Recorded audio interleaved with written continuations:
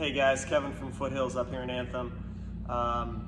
This video talks about neck range of motion, and before I show you a couple stretches, the reason I think it's so important to minimize your loss of neck range of motion as we age is because your neck is how we pan our environment. It's how we engage with everything that we see in our peripheral vision. There's a reason that evolutionarily our neck allows for a tremendous amount of range of motion. It's how we visualize our horizon.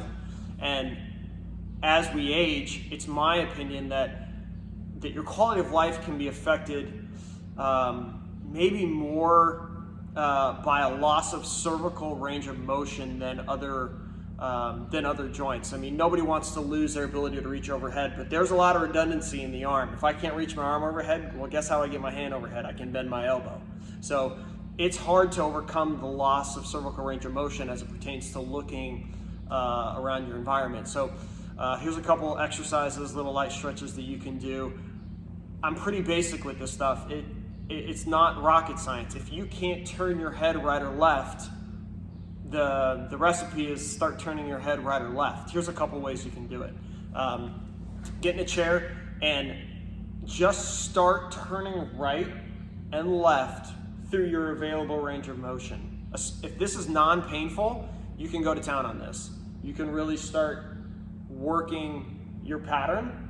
You can use your hand for some overpressure. So if you get to here and you say, you know what, that's all I got, my neck is stiff, use your hand and provide some overpressure.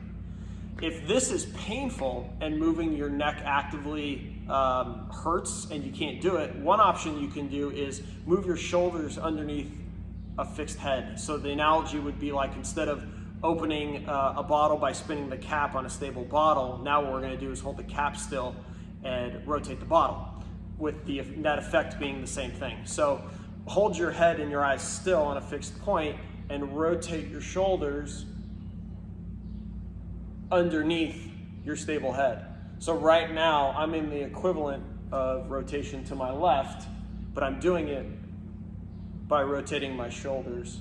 The important thing is you have to keep your head and your face still. If you let your head go with the shoulders, then you've lost the rotation component of the neck.